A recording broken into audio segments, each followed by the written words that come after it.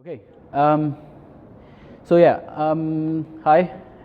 Thanks for coming to my talk. I know it's after lunch, and it's difficult to go to any talk, but I promise to give you enough of interesting examples so that you can follow up and maybe research a little bit at home about this topic as well. So I work at Blacklane. Blacklane is a chauffeur service mostly, and we do a lot of tech stuff to support the chauffeur service, but the software is not our main product, and that's why we have a bit more flexibility than software-only companies when it comes to trying out new stacks, new tech, and generally experimenting. And coroutines were one of these topics that we wanted to explore and see how it works and see how it behaves. And we had some kind of discussion a couple of months ago where we decided to go and change one of the endpoints to coroutines and then try it out, do some tests. So I did the research and I found some very interesting things related to coroutines, and it's very interesting because we probably all of you as well are used to Rx and Rx Java, Rx Kotlin, and it's actually very easy to replace Rx with coroutines, and it's usually compared to each other, but it's actually different technology and that they're not actually doing the same thing, but as it turns out we can use both of these for the network layer. So all of my examples will be either from the presentation layer or from the network layer. So to briefly go through history of why we are doing this now, I actually wrote a really long blog post a couple of weeks ago about this topic. So if you want more details into like history and how all of this works, I will give you the links on the last slide. And I'll just quickly go through this stuff to not take away too much time from the interesting examples I want to share. So why did we start using Rx in the first place? Well, we had issues with async tasks. They were very difficult to work with. When you want them to run in parallel, then they need special configuration. Canceling was kind of difficult. They caused memory leaks and so on. Plain old threads are kind of heavy, especially on systems like Android. We were also abusing background services, basically creating a background service, then attaching to it, then running something, then destroying it. It's like a lot of work that we don't have to do actually. We had issues with canceling tasks, especially for example with loaders and as async tasks. So then we had a bunch of SDKs, a bunch of popular libraries that use callbacks, and then we would cause what is called the callback hell, where we have one callback instead of the other, and then you have like 5 rows or 5 indentation levels of brackets, which is pretty ugly and difficult to read. And this is what Rx provided for us. Whoops. Okay, so this is what Rx provided for us. You would basically have some kind of chain, and you would have one callback for success, one callback for error. So pretty straightforward. So what we got, to be more specific, is we got type safety because all Rx components are type safe. They use generics. We had deferred task start, so it means that you would have this notion of having cold observables versus hot observables. You have one success and one error callback, which made things easy. You could obviously chain them, and then you could easily switch worker threads. So for example, if you want to run on IO threads, you can just say subscribe on IO. If you want to react on main thread, you would say observe on main thread. So it's pretty easy. You would get a new observable and it just works fine. And finally, cancellation was really, really easy. You just call this pose, and internally they take care of thread safety, and they check if the task is alive or not. So when you cancel something, the result doesn't get delivered to you because obviously you canceled. So yeah, Rx was, compared to what we had, like a huge mess. Rx was a really good solution. So why did we stop liking Rx? So it's a third-party library. So it's maintained by whatever it's called, Rx, the authority. But it's a third party. It's not built into the system. It's not built into the language. It has a steep learning curve, so it means that you have to invest a lot of time to really understand even the smallest part. and then debugging was kind of difficult. If you have a huge chain, then you can kind of lose track of what's happening. We were abusing Rx, especially when we were doing some kind of loop through large lists. We were like creating streams from it, then looping through these streams, and like it's not what it's supposed to do, so we were abusing it. And finally, a new built-in concept was available, and thus we have Kotlin coroutines. So this is what the coroutine code looks like. You have some kind of coroutine builder function or a launcher. In this case, this is a launch, and then between the launch brackets, you have some kind of code, which is actually your coroutine. So it executes. You can switch context, meaning you can switch threads. You would do a try catch normally, as you would do with any synchronous code. So some of the benefits. So I'm not saying it's better or worse. I'm just like observing what the benefits are of using coroutines. So we eliminate callbacks because the coroutine engine or the compiler plugin will actually create all of these callbacks for us, since we don't see it. We have this simplified future syntax with the async await approach, and then your asynchronous code looks the same as the synchronous code, so one could argue that it helps with readability. It's a very small software package compared to Rx, and we have a clean stack trace, so when there is a crash or there is an error, you are pointed directly to the place where this crash was caused from. And with an asterisk, it's built into Kotlin, and you get easier modeling of job hierarchy. Built into Kotlin because there's an asterisk, because you need to include one more like small software package to get all of the launchers, builders. And for the job hierarchy, depends on which language and which platform and which framework you are coming from, but compared to what we had before, it does kind of simplify hierarchy. So if you're coming from C#, then you don't get that much of a benefit, but from a traditional Android background, you do get some benefit. Okay, so we can continue to seeing what the scope and context look like. So here we have this concept of having scope and context. So scope is just like a holder for the context, and context is made out of coroutine elements. So elements are some kind of rule or some meta information, or it's some kind of way of handling errors, or it can be many things. So it's just an interface, and basically you can construct a context out of multiple elements. So one of the elements can be like your job controller, where you can cancel the job, wait for it to complete, stuff like this. You can have a dispatcher, meaning that it's a rule how to start your coroutine jobs, where to execute them, and then you can also have an exception handler. You can have some kind of label. With labels, if you're printing out your coroutine name or thread name, you will be able to have this prefix in front. So if you're creating some kind of complex system, this can be part of your context. And when you're launching a coroutine, they usually need to be launched from a scope. So scope is just holding the context, and when you launch from this scope, it's merging the context you had before, so the parent, it's merging it with the new context you give it. It's optional, so you don't have to give a new context, but it's very useful when you want to switch threads. You can just specify a new dispatcher here. You specify a new dispatcher, and then the coroutines engine will take care of merging. So you will have all of this stuff from the parent, but the dispatcher you gave here will get replaced. And it's very convenient that it's built like this, because all of the elements are also coroutine contexts, and then you can use the plus operator between them. So you can like just add one dispatcher with an exception handler with the job, and you can just like plus between them. When you're creating a new one, they will also call this plus internally, and then you will get the merge context.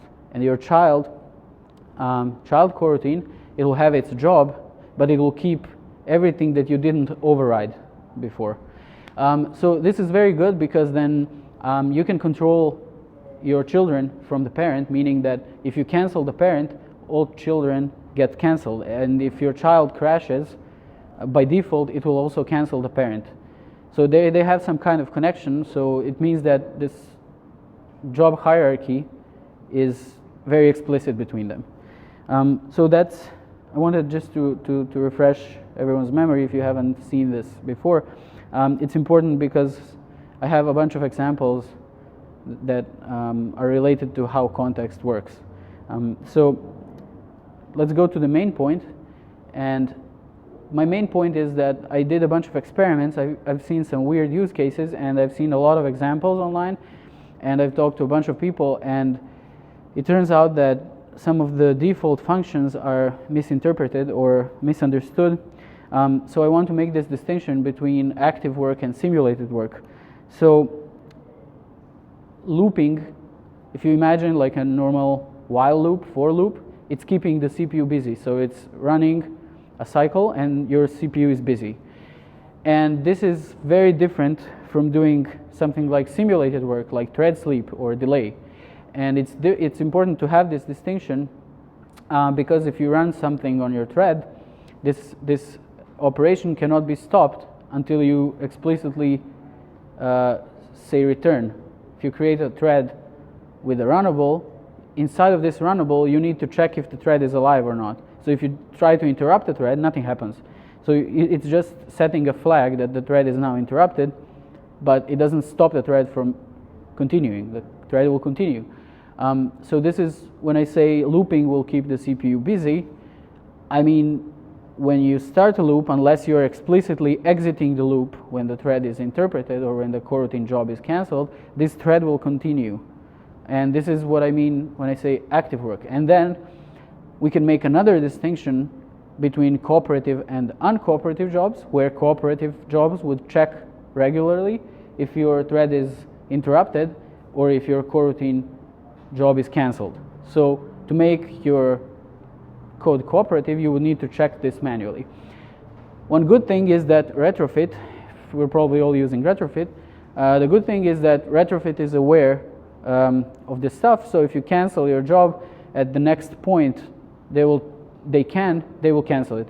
So if you're making a network request, it has a couple of stages. So you have some kind of request object, and this request object is getting first converted to JSON, for example, or XML, whatever your request body is, and then it's packed with the request, HTTP request. But then your network layer needs to go to the DNS, fetch the IP address of the server, then it makes a connection to the server, then it sends the request, then it gets the response back or an error, and then it parses the response and to convert it. So it's like, I don't know, 6, 7, 10 stages, and you can fail at any stage. And if you're not stopping your jobs at every point you can, and someone cancels your thread or cancels your job, your network requests will continue working even though they're canceled. So that's why it's important to have this distinction between cooperative and uncooperative jobs. And in coroutines, it's actually very easy. I'll show you an example later. And then for simulated work, as I mentioned, it's delay, it's thread sleep, it's RX timer, and they don't actually do much work. They just like stay there in some kind of loop waiting to be executed, but they don't actually keep the CPU busy. So I created a sample app. I could have done it with unit tests maybe, but it's not really, unit tests are not a real use case, and running a bunch of examples, everyone can copy paste examples from Kotlin, coroutines, docs. So I wanted to create an app that does some real world tests. So I have a bunch of use cases here. This is in the list, so if you click on the list item, it will execute this job.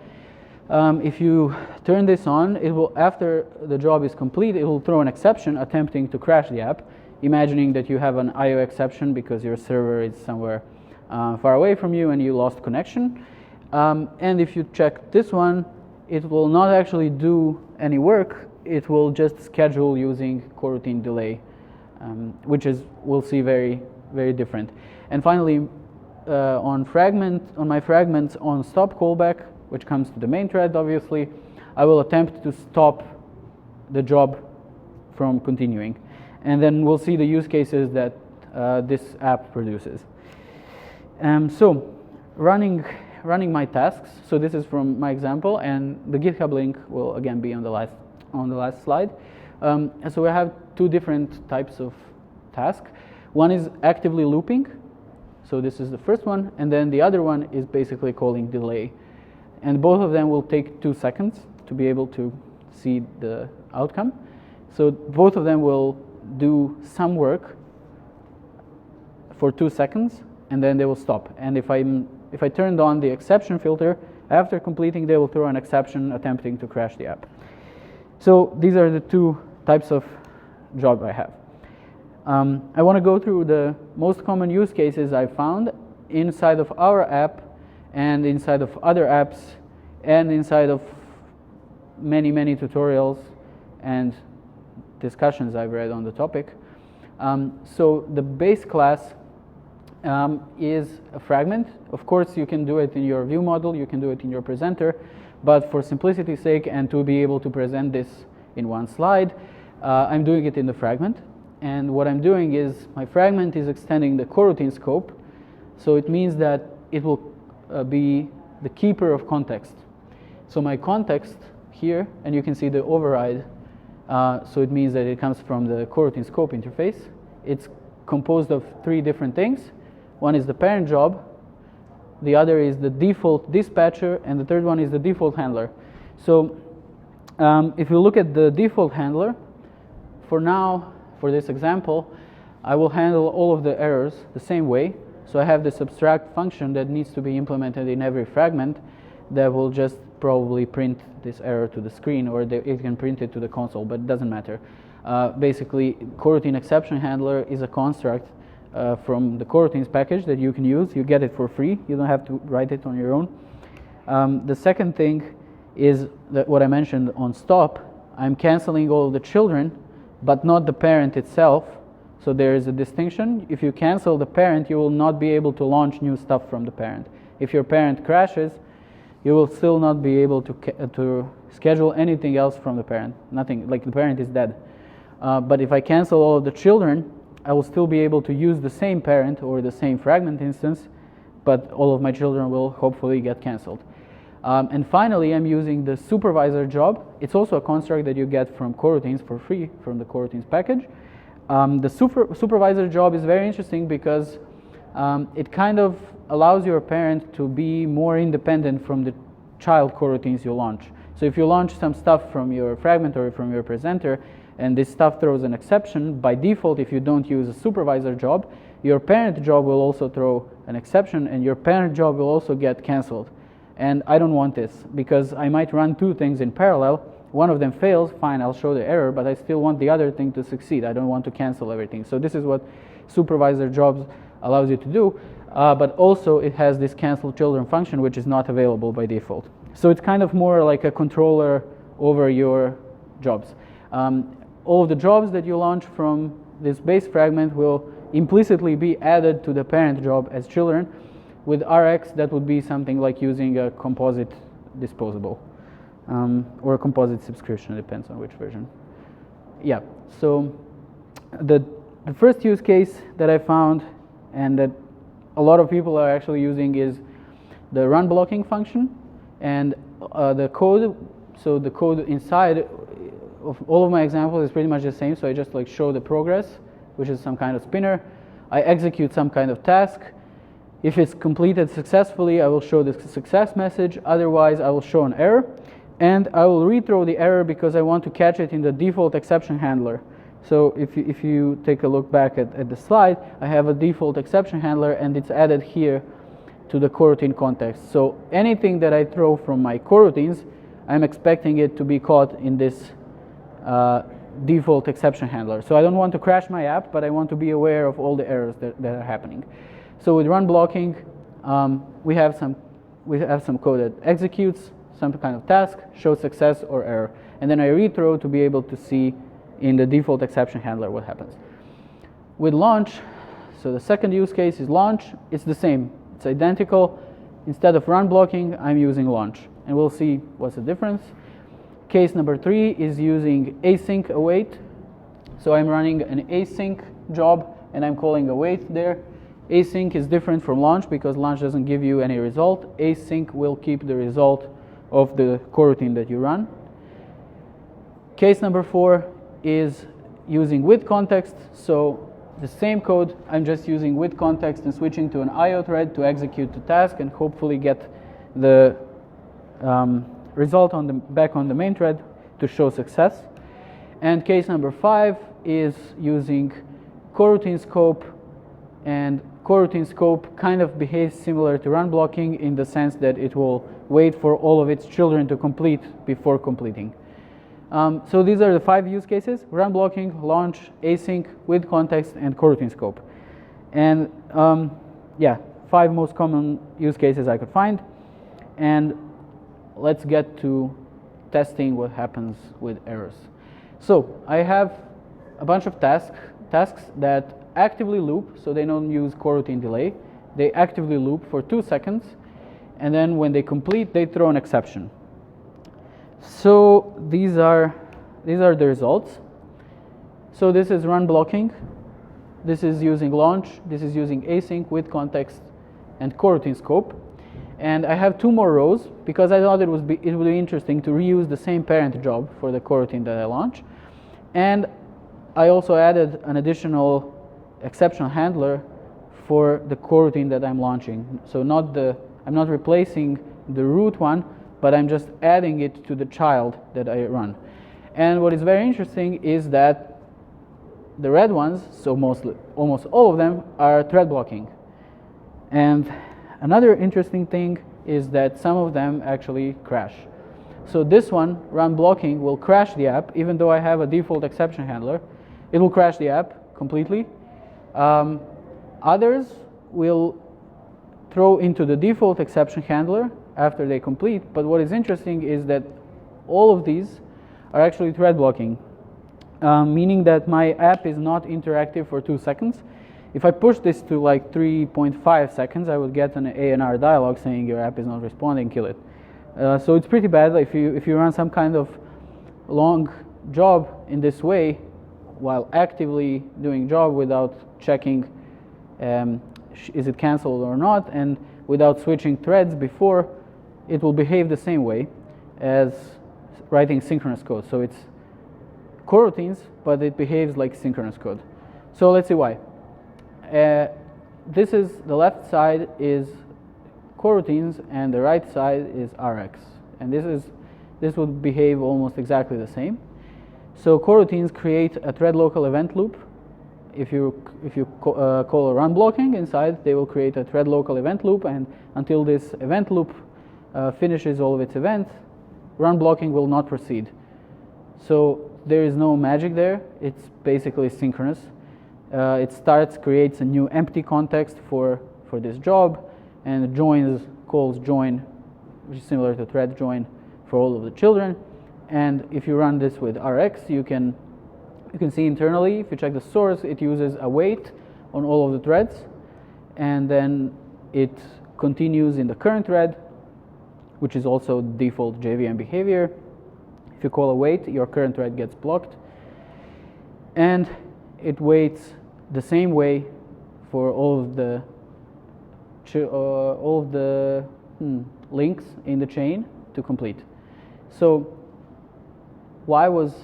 this is run blocking. It's kind of obvious. It just blocks your current thread and executes. But why is launch erroring? Why is launch throwing an exception? I don't want an exception from launch. I don't want it even in the default exception handler, maybe.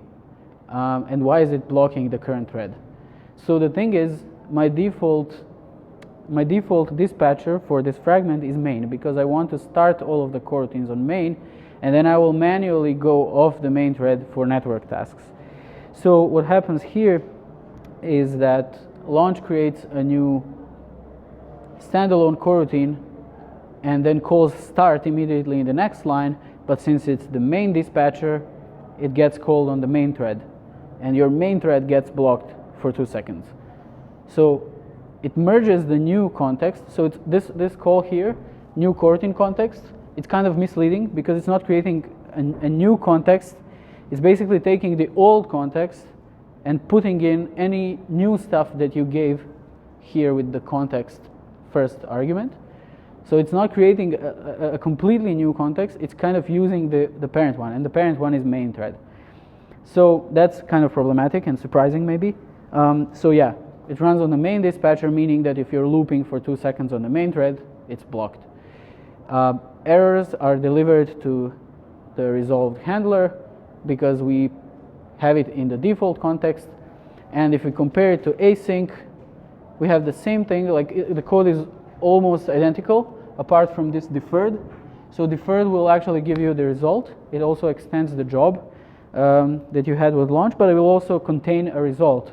So if you call async and then you get some deferred, you call await on it, it will block there, and you will get this result, but 2 seconds later. It will also block the main thread. It also uses the same context from before, which is on the main thread.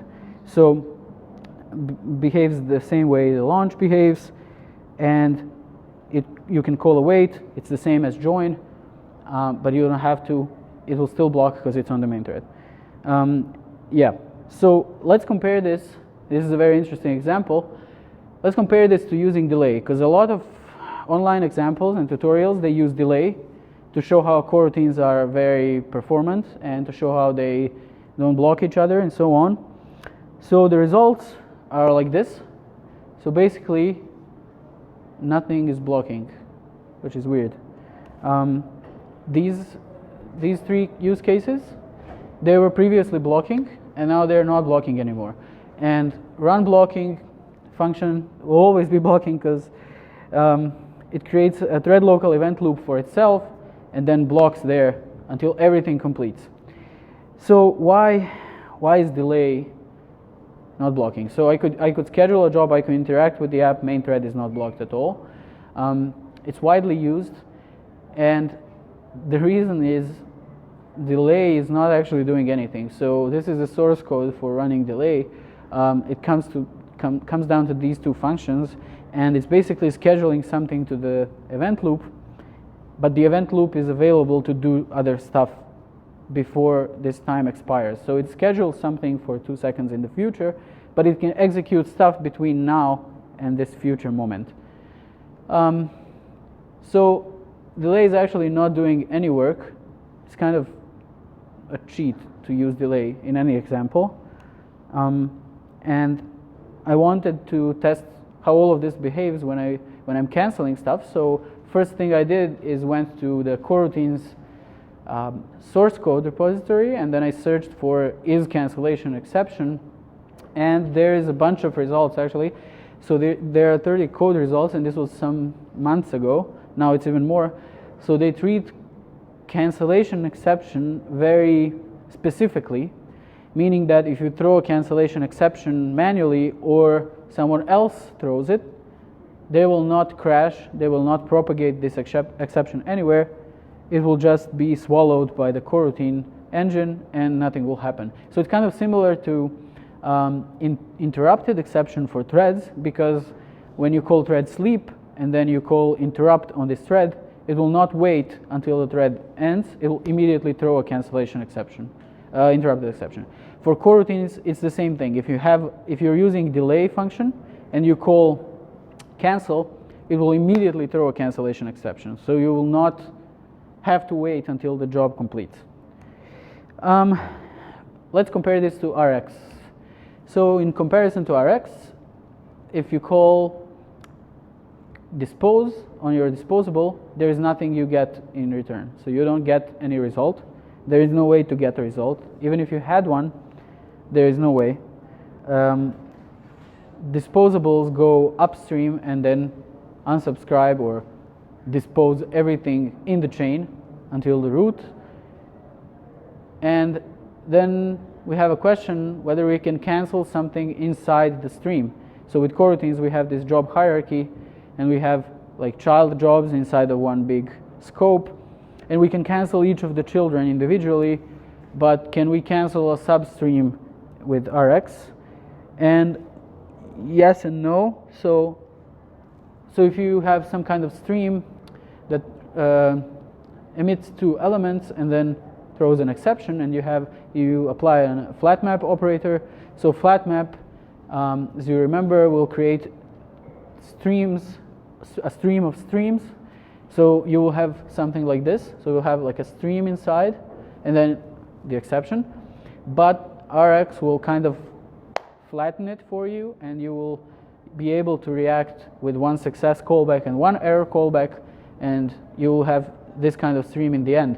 But the question is, can you cancel this one? So normally no, not without breaking the functional paradigm. If you keep references to these internal streams or get them using reflection, you're kind of cheating. So technically you can, but not by playing nice with Rx. So that's the difference. With Rx, you can cancel all of the children individually. Whether they're simulating work or they're actually doing work, you can access all of the children and cancel them. So let's see what happens when I have active jobs and I try to cancel them. So this is what happens. Run blocking obviously crashes. That's by now probably obvious. So if I launch something, it's running on the main thread, and my fragment on stop is actually running also on main thread. So my main thread is blocked until this job completes. So my cancel doesn't happen before this job throws an exception. So what we have is job starting, and then job is running, and then on stop is scheduled, but it's not executed because the main thread is blocked by the running job. And then when the job crashes, you get on stop, but it doesn't matter anymore because the job already crashed. With async, it's a bit different behavior because they actually don't cancel job. They don't cancel result delivery. With Rx, if you call this pause, you will definitely not get on success or on error. You will get nothing. But with async, actually you will get the error. And I've looked into it, and there's a ticket reported for coroutines saying that if I cancel something, I don't want to get a result for it. I don't care anymore. But apparently the coroutine team, they think this is valid behavior and that you might care about your exceptions anyway.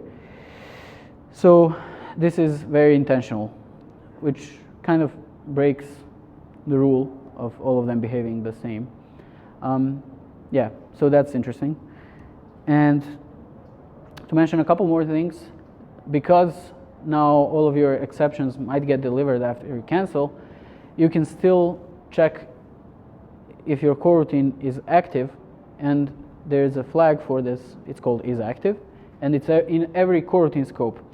And also, since a couple of months ago, I think, you can access this flag within any suspending function. It's kind of implicit. So what it does is gets the coroutine context, it gets the active flag from this job, and then it returns it. So it's kind of a cheat, but basically what you need to remember is that you will always have this flag available. The next thing, suspend modifier on a function doesn't mean a new scope, doesn't mean a new context. It doesn't have much like explicit meaning. It's more like this function might suspend at some point. It doesn't give you a lot of information about the function. It's just kind of this function might suspend. And you can check, because when you're in a suspending function, you can check if your job is active or not. And when we compare this to Rx, you are fully aware that you are in a coroutine because you're either in a suspend lambda or in a suspend function, whereas with coroutines, with the Rx, you say single.create or single.from callable or single.from runnable, whatever. But inside of this runnable, callable, completable, you have no idea that you're in some kind of chain. With coroutines, you are aware that you are in a suspending environment. So what about coroutine scope? So coroutine scope should be behaving the same way as run blocking, meaning that it will wait for all of the child coroutines to complete before completing. So you can wrap your code inside of a coroutine scope if you want to make sure that everything inside of it completes before returning a result. So here in this case, calling collect other events. So this function here, it might be blocking, you don't know. So this might be a suspension point, and then with context will surely block, and then display, this one, might also block because it requires this send variable, and send variable is dependent on the with context. So there are multiple suspension points, and whatever you do to organize your code inside of coroutine scope, it will basically always wait for all of the child jobs to complete before returning a result. So that's kind of similar to how run blocking works. And the final table is canceling coroutines, but canceling the ones that are simulating work, so not actively doing for loop, while loop, they're using delay. So this is what happens. They all get canceled except for the run blocking, because run blocking is a story on its own. And what is interesting is that coroutine scope is also canceled, which is different from the run blocking, even though they're kind of supposed to do the same thing. But you can cancel a coroutine scope if they're not doing real work. So if you're using delay, you can cancel without any issues. So yeah, and I have one more thing to note about this very interesting use case. So let's say you have this kind of task, and then you imagine that this repository call fails. So what happens is that this data here is required in this block. So if this thing fails, the whole scope gets canceled, and this code will not get executed. So you don't need to worry if you will have this data here or not. So if you get to this point and this gets executed, this didn't crash. So they will reorganize your code. The Coroutines engine will reorganize your code in like stages, and as soon as your like first stage passes, then you get to your second stage, which is this one, and then finally, this sent variable is required here. So your third stage will be displaying this message. So if any of these stages fail, throw an exception or get canceled, the Coroutines engine will cancel the whole thing, and nothing will. You will not get like a null pointer exception here because sent is not available. So this will not happen. So yeah, that's kind of weird or good. Depends on whether you like your code generated by the compiler or not. But yeah, so a couple of key takeaways. So I did a bunch of experiments, and with Rx, it was, I don't know, either we all got used to it, so it's kind of obvious by now, but with Rx, we had single stream reactions, so there are no children, there is no kind of complex hierarchy. When you cancel, it's really canceled. You don't get an exception 1 second later. You don't have to throw away Rx. It still works, and if your project is using and dependent on Rx, you can still use Rx, that's fine. And comparing it to coroutines a little bit more, completable would be something like launch, single would be something like async. It's not exactly the same, but kind of similar. Having a single on a particular scheduler would be something like with context. But yeah, these are like the key takeaways. Comparing them, there are some weird use cases with coroutines. Just be aware of those. And yeah, if you want something like a zip of singles, that would be kind of like coroutine scope maybe. But yeah, and when it comes to coroutines, just one thing is test your assumptions, because we assumed that coroutines work in one way, and then it turned out that there were some weird use cases. We had some crashes in production actually, all fixed now, and you can use unit tests, you can use a sample app. Either way, we are now kind of moving to coroutines, but we're not in a huge rush. So yeah, that's kind of what I wanted to share, and thanks for listening. So if you have any questions, happy to hear them. Thanks.